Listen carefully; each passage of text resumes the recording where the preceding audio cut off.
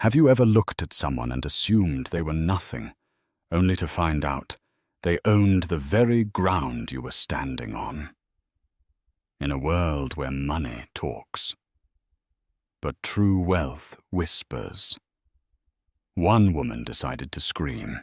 Meet Dominic, a husband who thought he was playing the field, and Elsa the mistress who thought she'd won the jackpot.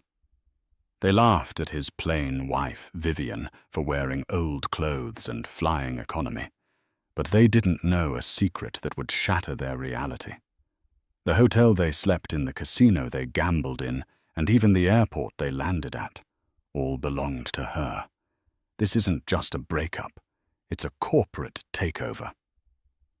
The chandelier in the lobby of the Grand Aurora didn't just sparkle, it dripped excess. 5,000 Swarovski crystals suspended over a floor of Italian marble that cost more per square foot than most people earned in a year. It was the kind of place where the air smelled of white tea and cold hard cash. Vivian Street. Claire sat in a wingback velvet chair near the concierge desk, almost disappearing into the upholstery. To the untrained eye, she was nobody. She wore a beige, oversized cardigan that looked a bit too worn, a pair of nondescript leggings and canvas sneakers. Her hair was pulled back in a messy bun, held together by a simple black elastic. There were no logos on her bag, just a soft, slouchy leather tote that had seen better days. She looked like the help, or perhaps a tired nanny waiting for her charges. She was actually waiting for her husband, Dominic Reynolds. He had told her he was in London for a crucial merger that would define his career. He had told her to stay home in Connecticut to water the hydrangeas and keep the house tidy. But Vivian wasn't in Connecticut. She was in Las Vegas, sitting in the lobby of the crown jewel of the Ether Hospitality Group. She checked her watch, a small vintage piece with a scratched face. 10:15 p.m. Right on time. The revolving doors spun, and in walked Dominic. He looked the part of the rising corporate star, a bespoke navy suit, a Tag Heuer watch that he'd bought on credit, and a smile that was too bright for the late hour. He wasn't alone. Clinging to his arm was a woman who was everything Vivian was currently pretending not to be. She was tall, blonde, and loud. Her dress was a neon pink bandage number by Hervé Léger that left very little to the imagination, and she was carrying a Louis Vuitton Neverfull bag that looked brand new. This was Elsa Hart, the personal assistant. Vivienne watched over the top of a magazine as they approached the front desk. "Check in for Reynolds," Dominic said, his voice booming with the false confidence of a man spending money he barely had. "Presidential suite," the receptionist, a young man named Carter, typed furiously. "Welcome back, Mr. Reynolds. And Mrs. Reynolds?" Dominic froze. He coughed, glancing nervously at Elsa. No, this is Miss Hart, my associate." Elsa giggled a sharp, grating sound. "The better half for the weekend," she whispered loud enough for the concierge to hear. She leaned against the marble counter, flipping her hair. "Make sure we get the champagne service, sweetie. Dommy promised me the full Aurora experience." Vivian lowered her magazine. She stood up. She didn't rush. She walked with a slow, terrifying calmness toward the desk. "Dommy!" She repeated, her voice soft, but cutting through the lobby noise like a razor blade. Dominic whipped around. The color drained from his face so fast he looked like a corpse. "Vivian, what are you doing here?" Elsa looked Vivian up and down, her lip curling in immediate distaste. She saw the messy bun, the sneakers, the beige cardigan. She saw a woman who looked like she shopped at a discount outlet. "Oh my God," Elsa laughed, a cruel barking sound. Is this her? Is this the little wife you talk about?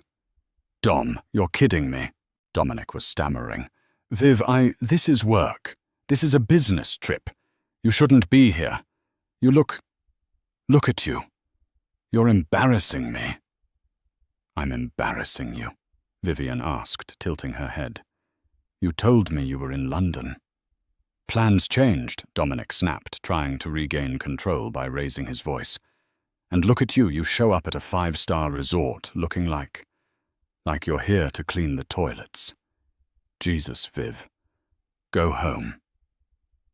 Elsa stepped forward, placing a possessive hand on Dominic's chest. Listen, honey, she said to Vivian, her voice dripping with condescension. I know it's hard to accept that you're just not enough anymore. Dom needs someone who fits his lifestyle. Someone who fits this. She gestured grandly at the gold-leafed ceiling. Look at this place. Look at me. And then look at yourself. You're a frantic housewife in sweatpants crashing a high rollers party. Vivian didn't blink. She looked at Elsa's hand on her husband's chest. Then she looked at the receptionist, Carter. Carter's eyes went wide. He had looked up. He recognized the woman in the beige cardigan. His mouth opened to speak, to say, Good evening, Madame St. Clair. But Vivienne held up one finger, a subtle motion that silenced him instantly. I see, Vivienne said quietly to Dominic. So this is it. You're trading me in. I'm not doing this here, Dominic hissed, grabbing his keycard from the confused receptionist. Go home, Vivian. Take the bus, take a train. I don't care. Just get out of my sight before security drags you out for loitering. Elsa laughed again. Maybe we should give her some chips, Dom. Let her play the penny slots. She looks like she needs a win. She dug into her Louis Vuitton bag and pulled out a crumpled $5 bill, tossing it at Vivian's feet. Go buy yourself a coffee, sweetie. The adults are talking. The bill landed on the polished marble. The lobby went silent. A few guests turned to watch. Vivian looked down at the $5. Then she looked up at Dominic. Pick it up, she said. What? Dominic scoffed. Pick it up. You're insane, Dominic muttered. He grabbed Elsa's hand. Come on, babe. Let's go to the suite. She's pathetic. They turned their backs on her. As they walked toward the golden elevators, Elsa's laughter echoed off the walls.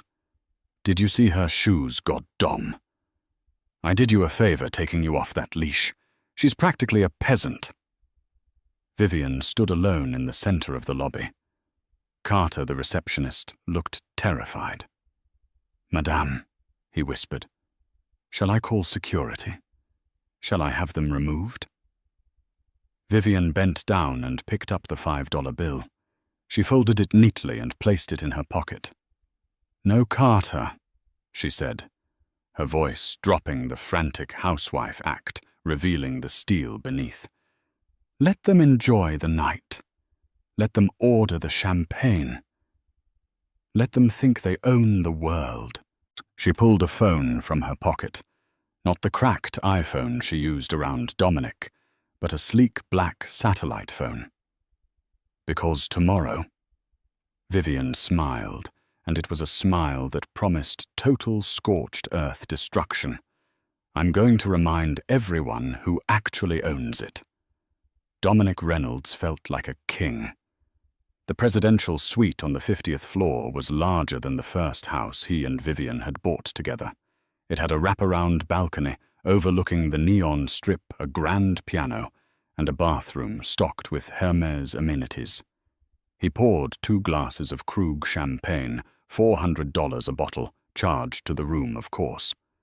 To us, he toasted, clinking glasses with Elsa. She was lounging on the velvet chaise, scrolling through Instagram. I still can't believe she showed up. Elsa giggled, taking a sip. She looked so grey. Does she even own a dress? Vivienne is simple, Dominic said, waving his hand dismissively. She doesn't understand this world, the luxury, the power. She's content with coupons and leftovers. I've outgrown her Sarah. I need someone who can stand next to me when I make CEO. When we make CEO, Elsa corrected, winking. You know, the staff treated us like royalty downstairs. Did you see that receptionist? He looked like he was about to bow. That's because I'm a platinum member, Dominic lied. He wasn't.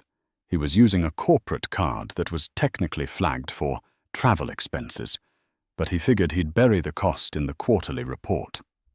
Dominic walked to the window, looking out at the sprawling complex of the hotel, the casino below, and the private airfield in the distance where the Gulf Streams were landing. One day, Dominic sighed, I'm going to run a place like this. Little did he know he was currently standing inside a very small part of his wife's portfolio.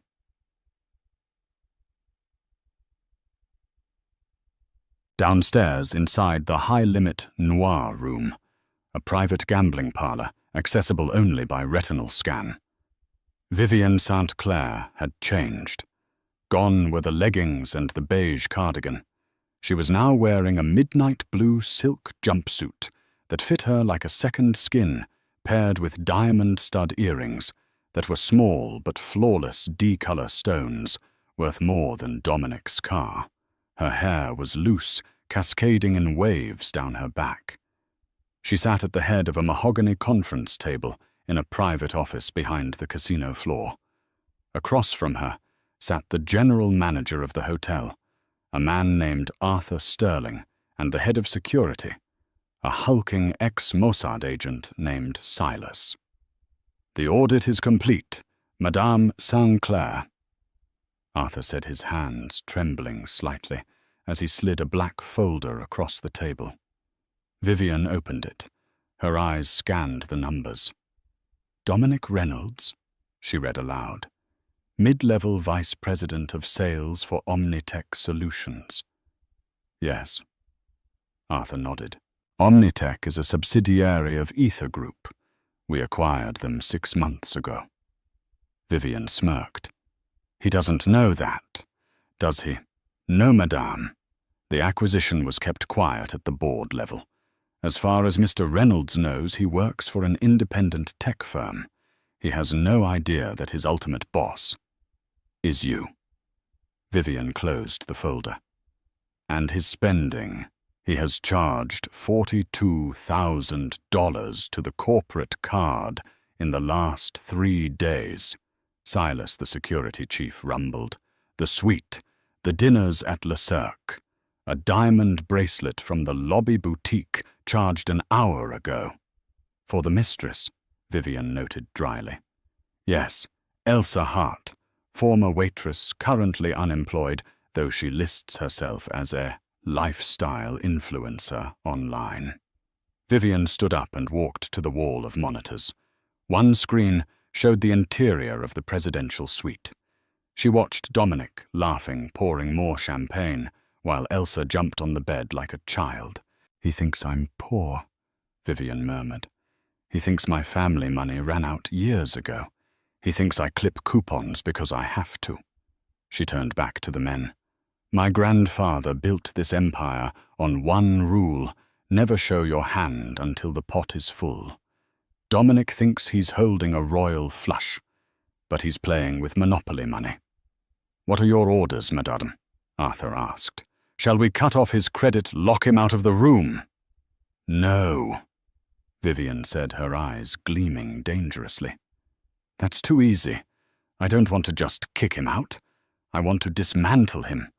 I want him to realize that every breath he takes in this city is by my permission. She tapped the table. Arthur, tomorrow morning I want the VIP treatment to end. But not abruptly. I want it to glitch. Small inconveniences. His keycard stops working.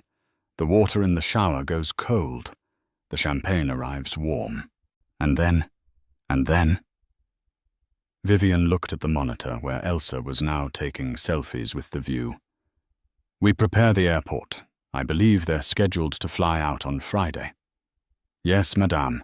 He booked 2 seats on a commercial flight, but he's on the waiting list for the company jet. Approve the jet, Vivian said. Arthur blinked. Approve it. For him. Yes, give him the jet. Let him think he's won. Let him get all the way to the tarmac, because that is where I want the finale to happen. She picked up the $5 bill Elsa had thrown at her earlier. She smoothed it out on the mahogany table. He treated me like a beggar in my own palace, Vivian whispered. Now I'm going to show him what it's like to be truly destitute. She looked at Silas. Get the legal team on the line. I want divorce papers drafted. And Silas, look into Miss Hart's background. Deep dive. If she has so much as an unpaid parking ticket, I want to know. Consider it done. Vivian turned back to the screen. Dominic was kissing Elsa's neck. Enjoy the night, Dommy, she said to the screen. It's the last night of your life as a rich man. The morning sun hit the gold-tinted windows of the presidential suite, usually a signal for the automated blackout curtains to gently retract and the climate control to adjust to a perfect 72 degrees. Instead, Dominic woke up sweating. The room was sweltering. The thermostat on the wall was blank.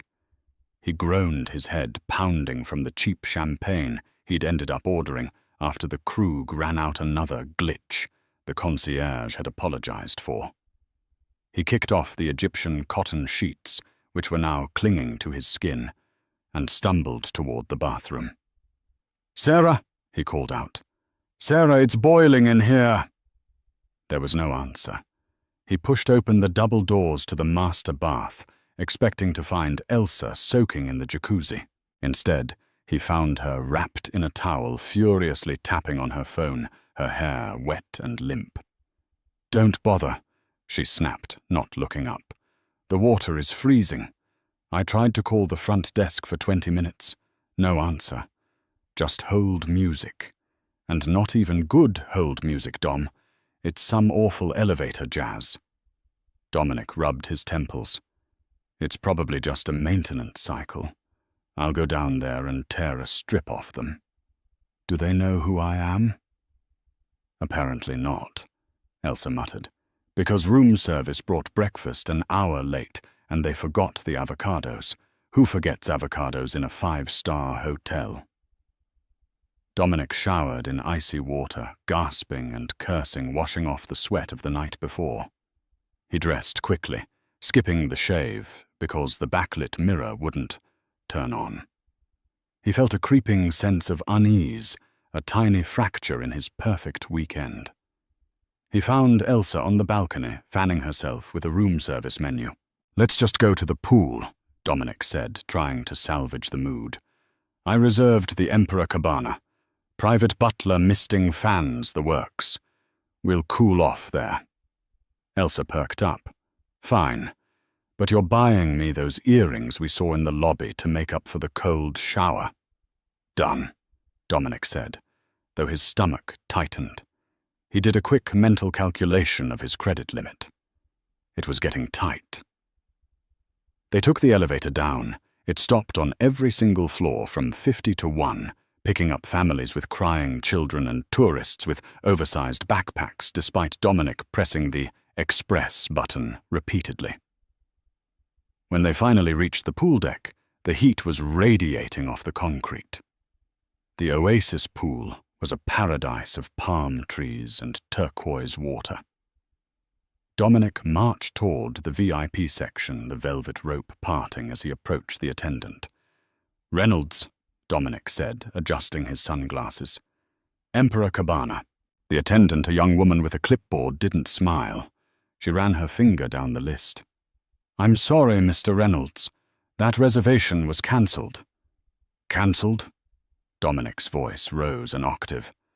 "I didn't cancel it." The system shows a cancellation due to invalid payment pre-authorization, she said loudly enough for the couple behind them to hear. Dominic felt the blood rush to his face. That's impossible. My card is a corporate black card. Run it again. I can't, sir. The cabana has already been rebooked. By whom? Dominic demanded, stepping forward aggressively. I want to see the manager. Who is in my cabana? The attendant gestured to the sprawling, silk-draped tent in the center of the island.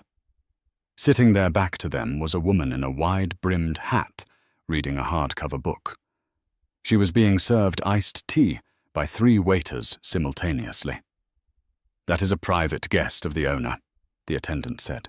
Now, if you'd like, there are 2 lounge chairs available near the kiddie pool. Complimentary towels are $5. Elsa let out a screech of disbelief. The kiddie pool, Dominic, do something. This is ridiculous, Dominic spat. He grabbed Elsa's arm. We're leaving. We'll go to the casino. I'll win enough to buy this damn pool. As they stormed off, the woman in the Emperor cabana lowered her book. It was Vivian. She watched them go, her expression unreadable behind her oversized Chanel sunglasses. She picked up her iced tea, a rare blend of Darjeeling that cost $50 a cup, and took a sip. Arthur, the general manager, stepped out from behind a pillar. Too subtle? He asked quietly. Just right, Vivian replied. He's angry now. He's impulsive. When a man like Dominic feels small, he tries to spend his way back to feeling big. Let him go to the tables. Is the dealer ready? Yes, madame. We have Marco at the blackjack table. He's the best cooler in Vegas. Dominic won't win a hand. Vivian nodded. Good. And Arthur. Make sure his key card stops working around 2:00 p.m. I want him to have to come down to the desk and beg to get back into his room. With pleasure. Vivian turned back to her book. It was a biography of Catherine the Great. She found it inspiring. Meanwhile, on the casino floor, Dominic was unraveling. He had pulled $5,000 from the ATM, hitting his daily withdrawal limit, and dipping into the joint savings account he shared with Vivian. She won't notice, he told himself. I'll put it back on Monday with double the interest. He sat at a high-stakes blackjack table. Hit me, Dominic growled. He had a 16. The dealer showed a king. The dealer, a man with dead eyes and quick hands, flipped a card. 7. Bust. Unbelievable. Dominic slammed his fist on the felt. Beside him, Elsa was bored. She was scrolling through TikTok occasionally, sighing. Dom, you're down $4,000. Can we just go shopping? You promised me the bracelet. Quiet, Sarah. I'm working here, Dominic snapped. Double or nothing. He lost the next hand. And the next. It wasn't just bad luck. It was a statistical anomaly. Every time he had a 20, the dealer pushed. Every time he had a 12, he busted. It was as if the cards themselves were allergic to him. By 1:30 p.m., Dominic had lost $7,000. He was sweating through his linen shirt. That's it, Elsa said, standing up. I'm going to the room to order lunch. You are being a loser right now, and it's not a good look. Fine, go. Dominic yelled, ignoring the stares of the pit boss. I'll come up when I've won it back. Elsa stomped off toward the elevators. Dominic sat there, staring at his last $100 chip. He felt a vibration in his pocket. It was a text from Vivian. Hi, honey. Just checking in. The water heater at home broke, and the repairman needs $200. I don't have enough in the checking account. Did you move some money? Love. Viv. Dominic stared at the phone. The audacity. He was here losing a fortune, and she was bothering him about a water heater. He typed back, "Handle it yourself. I'm in a meeting. Stop spending money."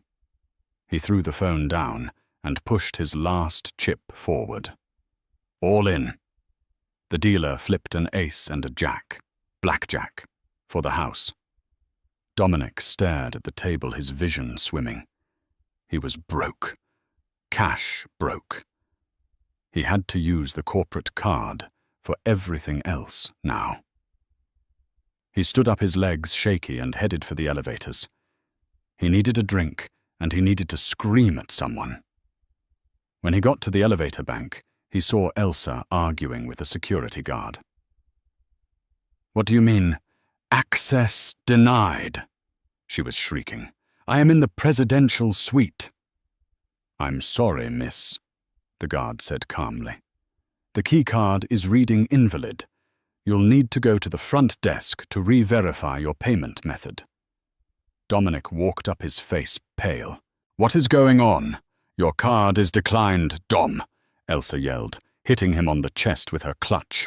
"They locked us out." "My makeup is in there. My chargers fix it." Dominic looked around. People were watching. The facade was cracking. I'll handle it," he whispered. "It's a bank error. It has to be." But deep down in the pit of his stomach, Dominic Reynolds was starting to feel the cold shadow of the woman he had left in Connecticut. Or so he thought. The lobby of the Grand Aurora was bustling, but for Dominic the noise was distant buzz.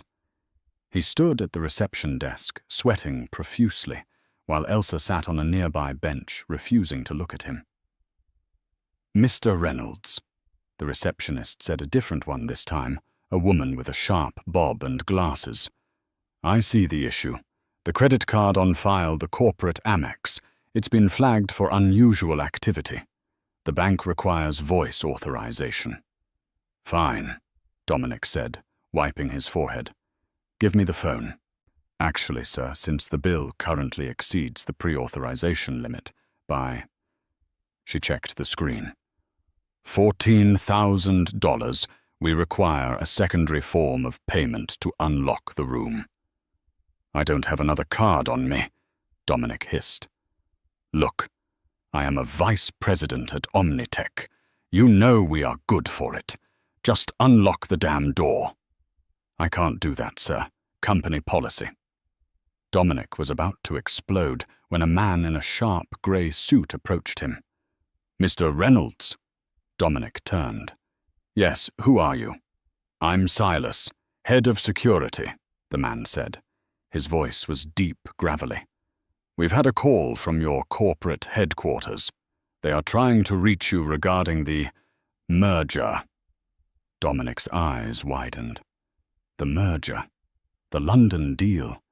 If that went through, his bonus would cover this entire disaster of a trip 10 times over. "Yes. Yes, I've been having phone trouble," Dominic lied. "They are waiting for you in conference room B," Silas said. "Right this way." Dominic turned to Elsa. "Babe, wait here. This is it. This is the big win. Once I sign this, I'll buy the hotel." Elsa rolled her eyes, but stayed put. "Just hurry up. I need to change." Dominic followed Silas through the lobby, down a long corridor lined with black and white photos of Vegas history. They entered a boardroom that smelled of leather and mahogany. At the far end of the table sat a woman with her back to him, looking out the window. "Hello," Dominic said, straightening his tie. "I'm Dominic Reynolds from Omnitech." The chair swiveled. It wasn't Vivian. It was a woman Dominic didn't recognize, severe older, with silver hair.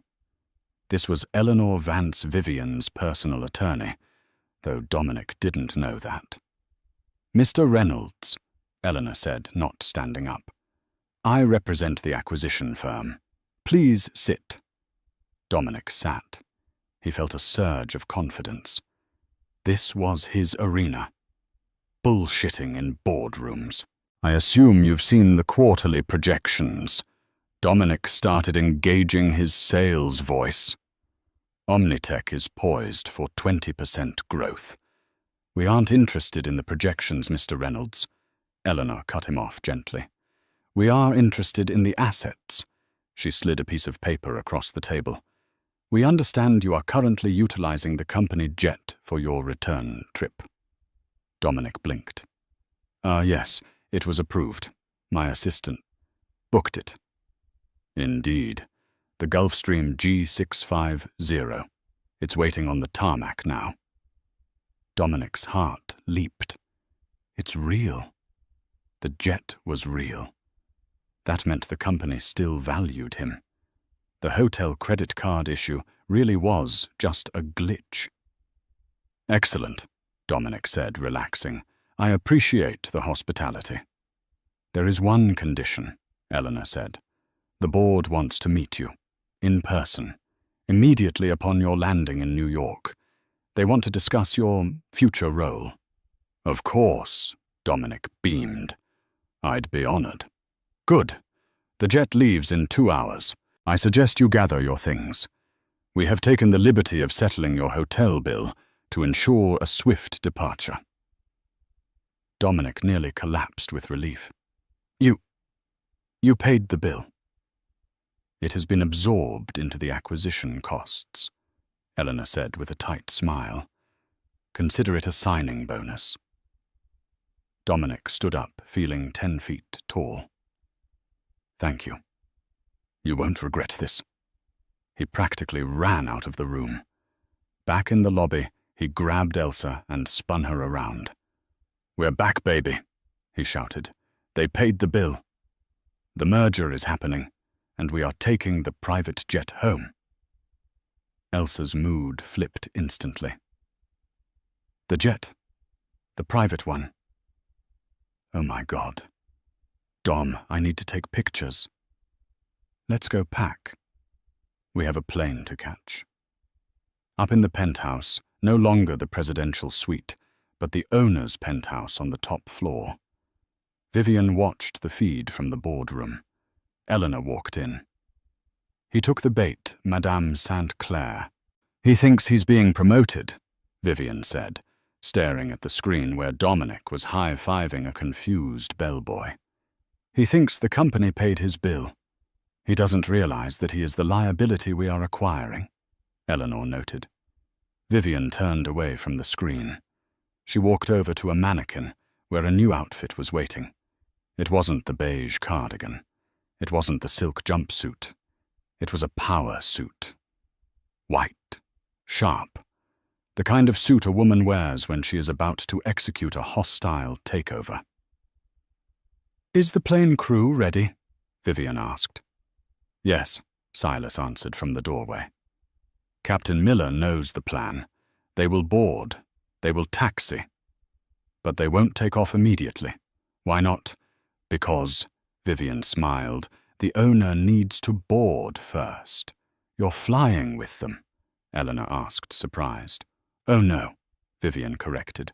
I'm not flying with them. I'm flying instead of them. But I want to see their faces when they realize the seats they are sitting in. Belong to me. She checked her watch. Let's go to the airport. It's time to end this charade. The private airfield was a shimmering expanse of heat and asphalt. The Gulfstream G650 stood like a silver hawk, its engines humming. A red carpet, an actual red carpet, had been rolled out. Dominic and Elsa stepped out of the hotel's complimentary limousine, a final courtesy Arthur had approved. Now this is how I'm supposed to travel, Elsa cooed, snapping a selfie with the jet in the background. She was wearing a white faux fur stole, despite the 100-degree heat. Dominic adjusted his suit. He felt invincible again. The cold shower, the declined card, all forgotten. He was a corporate god. They walked up the stairs of the jet. The interior was magnificent.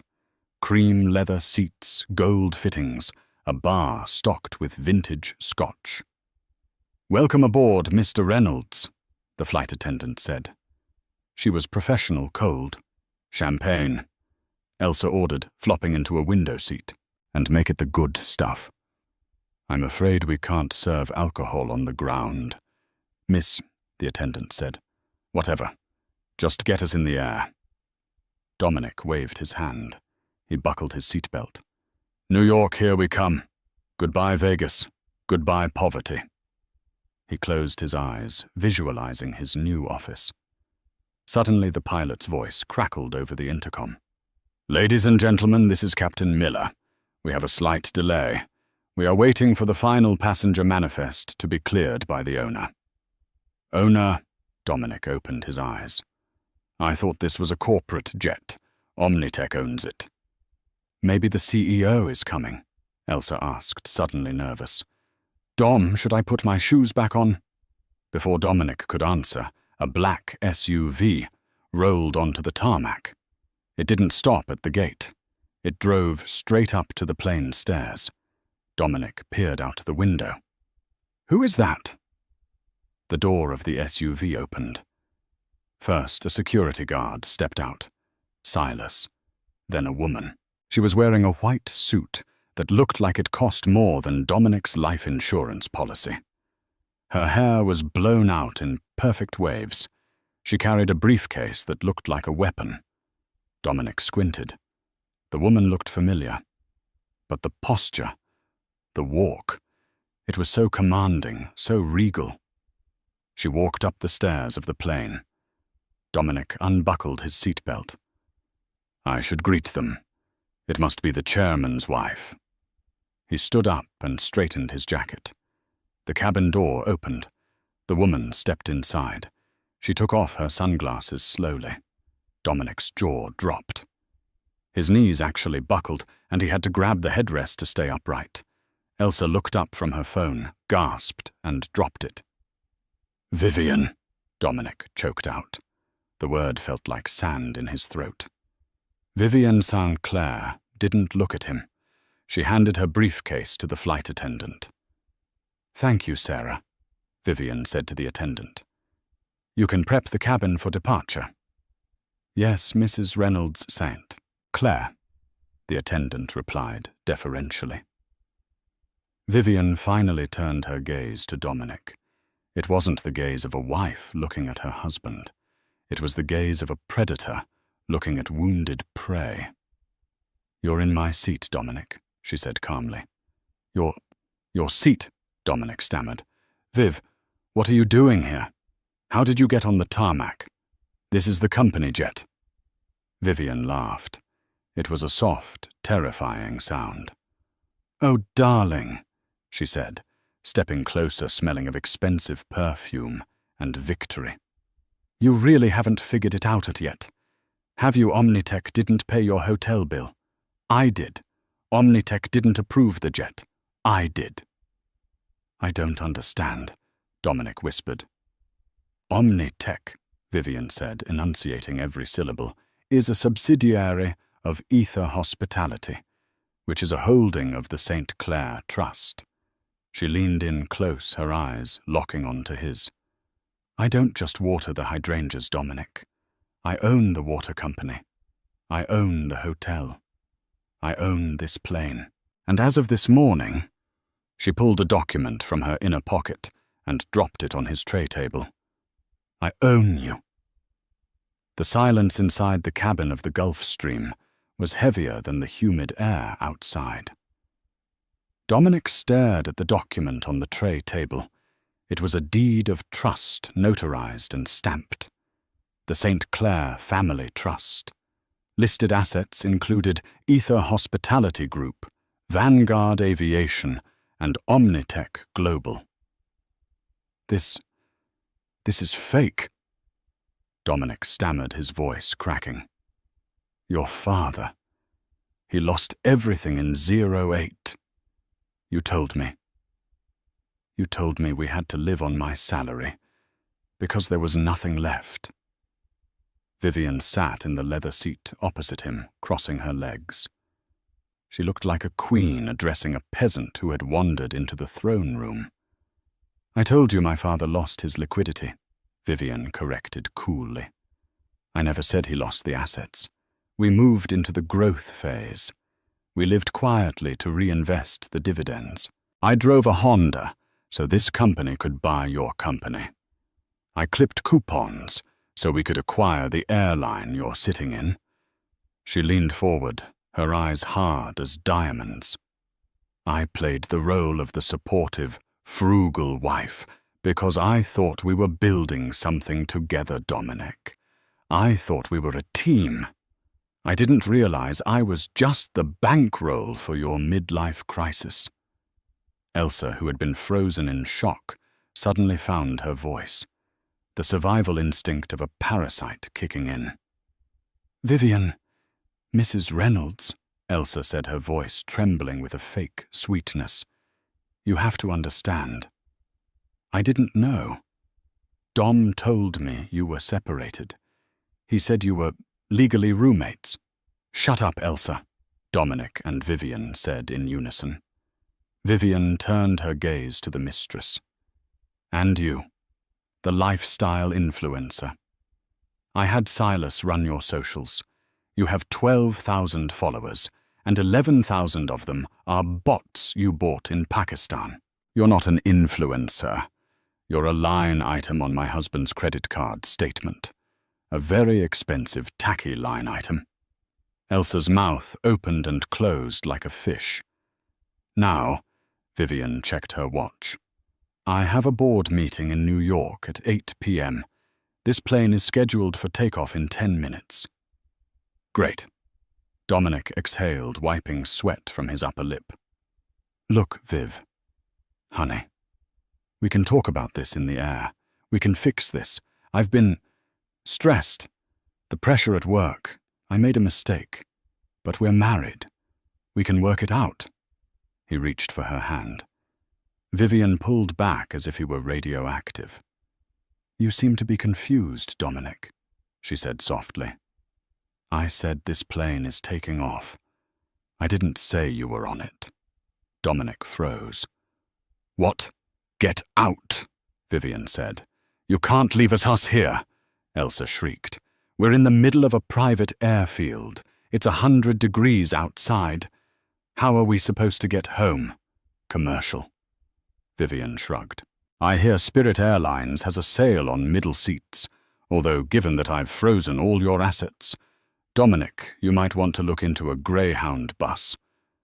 "Frozen my assets." Dominic stood up, hitting his head on the overhead bin. "You can't do that. That's my money." "It's marital money." Vivian smiled a shark's smile.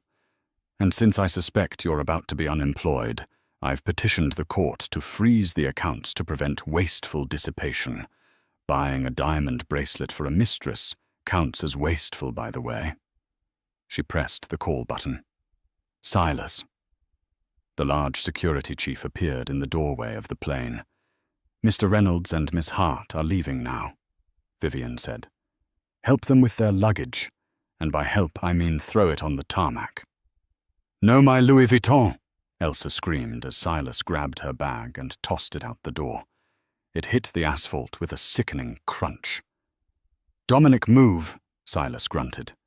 "Vivian, please," Dominic begged, backing away. "Don't do this. I'm a vice president. I have dignity."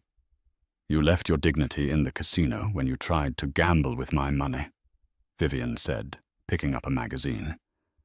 "Goodbye, Dominic. See you in court." Silas grabbed Dominic by the back of his expensive suit jacket and physically marched him to the door. Dominic stumbled down the stairs, nearly tripping over Elsa, who was on her knees checking her bag for scratches. The stairs retracted. The door sealed shut with a heavy thud. Dominic and Elsa stood on the burning hot asphalt. The heat waves shimmered off the ground. Inside the cool, pressurized cabin, Vivian signaled the pilot. The engines roared to life. A blast of hot jet wash hit Dominic and Elsa, blowing Elsa's hat across the runway and covering Dominic's face in dust. They watched the G650 taxi away, a silver bullet shooting towards the sky.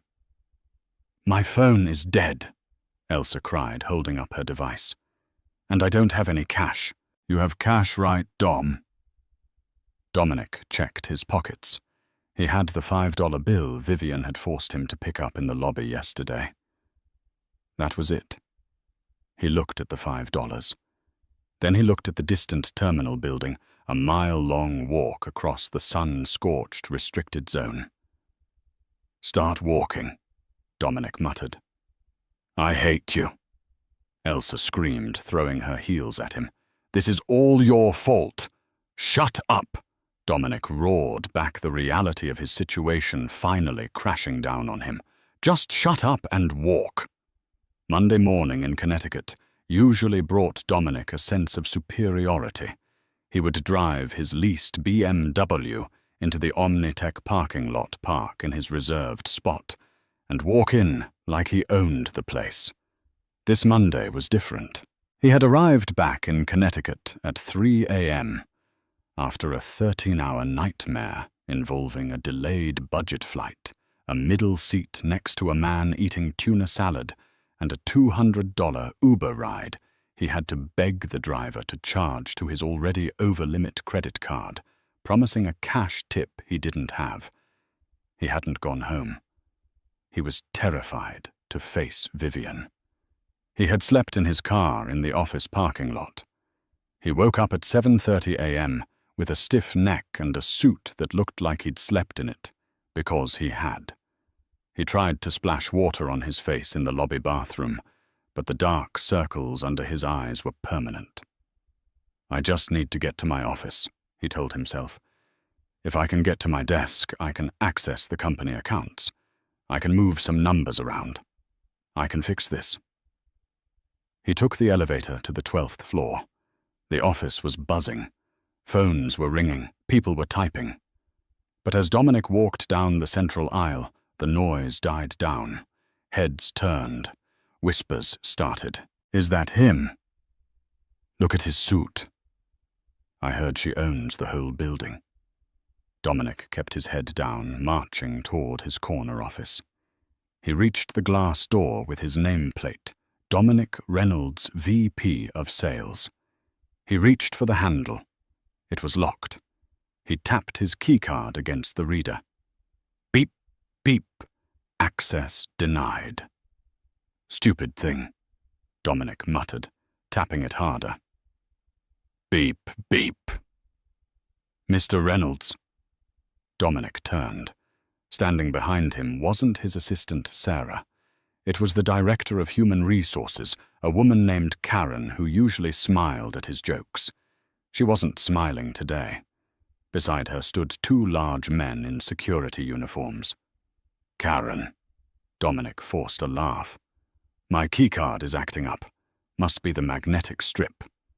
"Your access has been revoked, Dominic," Karen said loudly. The entire office floor was now silent. Every ear was tuned in. "Revoked? What are you talking about? I have a meeting with the London team in 10 minutes. "There is no London team," Karen said. "And you don't have a meeting. You have an exit interview." She gestured to the conference room, the fish bowl with glass walls where everyone could see inside. Dominic felt his stomach drop. "I'm not doing this here. I want to speak to the CEO. Get Mike on the phone." "Mike doesn't work here anymore either," Karen said. "He was let go this morning for lack of institutional controls, huh? The new acting CEO is flying in from New York, but she left instructions regarding you." "She," Dominic whispered. "Please step into the conference room, Dominic. Don't make us drag you." Dominic walked into the room. Sitting on the table was a single cardboard box. Inside were a stapler, a framed photo of him and Elsa which he had foolishly kept on his desk, and a stress ball. Karen slid a thick stack of papers across the table. "This is your notice of termination," she said. "On what grounds?" Dominic demanded, trying to find his old bluster. "I am the top salesman in this division. I brought in the Parker account. Grounds." Karen opened a folder. Let's start with embezzlement. I never stole a dime. You utilized the corporate American Express for personal travel to Las Vegas, Karen read. Charges include a presidential suite at the Aurora Gambling Chips jewelry purchases and dining. Total unauthorized spend, $42,300. That was a business trip. I was meeting a client. We checked, Karen said monotonously. There were no clients, just a Miss Elsa Hart. Furthermore, you attempted to commandeer a corporate asset, the G650 jet, for personal transport, without authorization. Vivian authorized it, Dominic shouted. She was there. Mrs. St. Clair, Karen corrected sharply, is the chairman of the board. You are an employee. She did not authorize you to use the jet. She reclaimed it. Karen flipped the page. Additionally, we have violations of the morality clause. Bringing a mistress to a company-owned property and verbally abusing staff members, specifically the reception team at the Aurora, who filed formal complaints about your conduct. Dominic sank into the chair. So, I'm fired. Terminated with cause, Karen said, which means no severance package, no stock options. Those are forfeited. But I need that severance, Dominic cried. I have a mortgage, I have car payments. Actually, Karen pulled out another document regarding the $42,300 you stole. The company is filing a civil suit to recover those funds. We will be garnishing any future wages and placing a lien on your personal assets. You can't do that, Dominic whispered. It's already done. Security will escort you out. One of the guards stepped forward. Let's go, Mr. Reynolds. Dominic stood up. He grabbed the cardboard box. He walked out of the glass room. The walk to the elevators felt like a funeral procession. His former colleagues, people he had bragged to, people he had belittled, watched him go. Some looked pitying. Most looked amused. He saw his assistant Sarah typing furiously on her computer. She didn't even look up. As the elevator doors closed, cutting off his view of the life he used to have, his phone buzzed. He looked at the screen. It was a text from Elsa. Hey Dom, I saw the news online. TMZ picked it up. Husband of hotel heiress fired for embezzlement. Dominic typed back, Sarah. I can explain. It's a misunderstanding. I'll fix it. 3 dots appeared. Then the message came through. Don't bother. I'm blocking you. Also, the diamond bracelet is fake. The pawn shop laughed at me. You're a loser, Dominic. Goodbye. Dominic stared at the phone. The blocked symbol appeared next to her name. He walked out of the building into the harsh sunlight of the parking lot. He walked to his BMW. A tow truck was backing up to it. Hey. Dominic ran forward, dropping his box. The stapler clattered across the pavement. What are you doing? That's my car. The tow truck driver, a burly man with a cigar, looked at a clipboard. Lease is under Omnitech Corporate Fleet, the driver said. Order came in 10 minutes ago. Repossess immediately. But how am I supposed to get home? Dominic pleaded. The driver shrugged. Not my problem, buddy. He hooked up the car and lifted it. Dominic watched as his last symbol of status was dragged away. He stood alone in the empty parking spot. He checked his pockets. $5. He had $5. And he realized with a sinking horror that the only person who might possibly help him was the woman he had spent the last year betraying. He had to go home. He had to face Vivian. It took Dominic 4 hours to get home. He took a bus that smelled of diesel and wet dog, which dropped him 3 miles from his neighborhood. He walked the rest of the way in his Italian leather loafers, which were now scuffed and blistering his heels. By the time he reached the driveway of the colonial house in Greenwich, It was late afternoon. The hydrangeas were in full bloom, blue and vibrant, mocking him. This was the house he had often complained about. "It's too small, Viv," he used to say. "The kitchen is outdated. We need something modern." Now, looking at it, he realized he didn't even own a brick of it. He walked up the porch steps exhausted. He reached for his house key. It slid into the lock, but it wouldn't turn. Changed. He rang the doorbell. Once. Twice he pounded on the wood. "Vivian." "Open the door. I live here." The door opened. It wasn't Vivian. It was Silas, the security chief from the hotel. He was wearing a black polo shirt that strained against his biceps. "Mr. Reynolds," Silas nodded, blocking the doorway. "We've been expecting you." "Get out of my house," Dominic spat, though his voice lacked any real threat. "Not your house," Silas corrected calmly. "Step inside. Madame St. Clair is in the study." Dominic pushed past him. The hallway was filled with boxes, his golf clubs, his winter coats, his collection of vintage vinyl records, all packed and stacked near the door. He stormed into the study. Vivian was sitting at the oak desk. She was still wearing the white power suit from the plane. She was writing on a notepad with a fountain pen. She didn't look up when he entered. "You changed the locks," Dominic accused, breathless. "Security protocol," Vivian said, her voice cool and detached. "When an unauthorized individual has keys to a secure facility, you change the cylinders." "I am your husband." Security threat. Vivian finally looked up. Her eyes were devoid of the warmth he used to see.